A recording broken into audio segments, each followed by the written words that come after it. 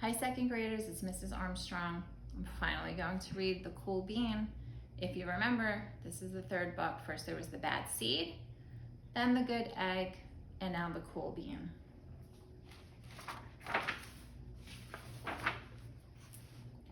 Watch out, here come the cool beans.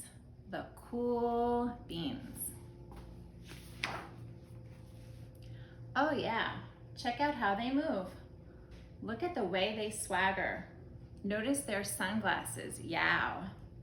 The cool beans are known all over the school, from house to house, across town, beyond county lines. In the olden days, last year, we were all one big pot of beans. We were a mixed bag, but somehow it worked. Yep, those were the good old days. And then we stopped seeing each other as much. That's just how it is sometimes. You spend less time together, even though you're not totally sure why. I watched as the beans I knew so well, the beans from my own pod, became the cool beans. Oh, they were so cool. One of them could play the guitar. Cool. One of them could draw the best superheroes. Cool. And one of them could jump higher than any bean I'd ever known. Cool. Me? Well, I mostly stayed the same. Sure, I made some small changes. I wore sunglasses. Too big. I slicked my hair back. Too slick. I strutted around. I swaggered. I was still picked last for everything. My clothes never seemed to fit. I snorted when I laughed. I walked into stuff. I was an uncool bean for sure. I started thinking of myself as just a common bean with no special skills. I couldn't compete, so I didn't even try. I'd never be a cool bean.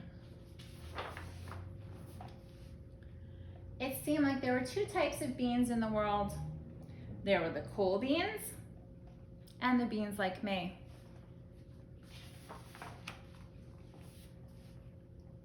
The days all blended together. I lived my life and things were just okay.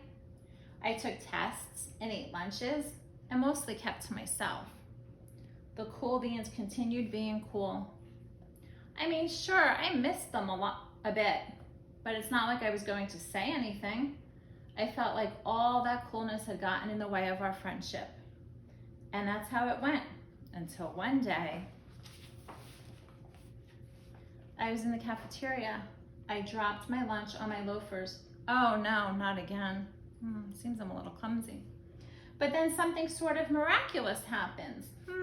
What does miraculous mean? Think about that. Out of nowhere, one of the cool beans helped me clean it up. He didn't even say anything.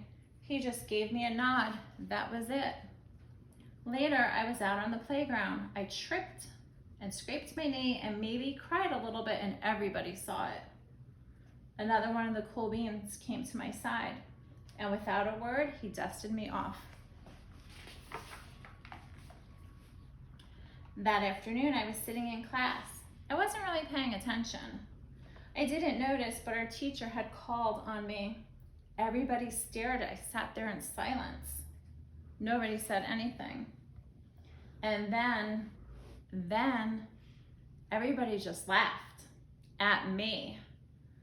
That was it. After today, I was officially a has-been. Not a has-been, but a has-been. But then one of the cool beans stood up and came over to me. Everybody watched. She leaned in close and whispered, "Hey, the teacher asked you to read page 32. Then she gave me a quick wink and went back to her seat. It was a small gesture, sure, but it was also everything. I walked home with a goofy smile on my face. I smiled all the way through dinner. That day made all the difference. It was a day that could have been really bad if not for the kindness of a few cool beans. It gave me a shred of confidence. That shred of confidence has continued to grow. Somebody had my back, or a few somebodies.